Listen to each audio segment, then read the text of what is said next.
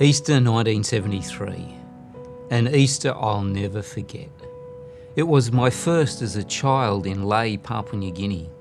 My family had just moved there and we loved the place and the people, and Dad was away on a preaching and teaching trip. Easter Sunday afternoon, I was downstairs lighting the fire for hot water.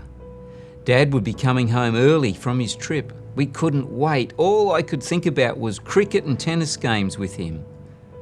The house phone rang. My mother answered it. I heard her cry out, so I ran upstairs to find my mum sobbing. Dad's mission plane had crashed. He was in hospital in Goroka. Within minutes we were surrounded by people in our house. There were hugs and tears, and by the time I went to bed, I knew that the pilot and 2 others had died in the crash. I remember lying awake that night thinking of the flight that our family would take to Goroka the next day to see Dad. Dad was lying motionless on the bed, covered in bandages, tubes and wires everywhere. I was horrified.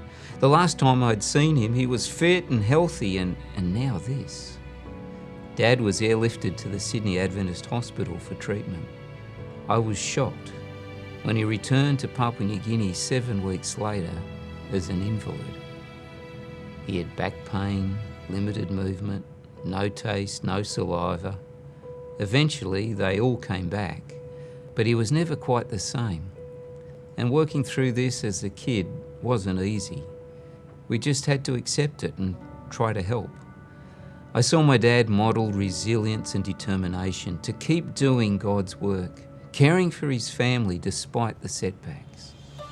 He even continued to travel in the mission planes over the next few years. Why did my dad continue to do that when he had a near-death experience in one of them?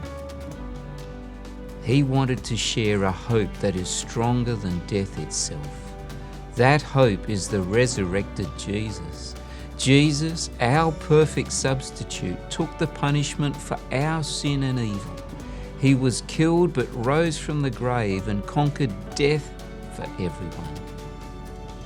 Those who died in the Goroka plane crash in 1973 can live again.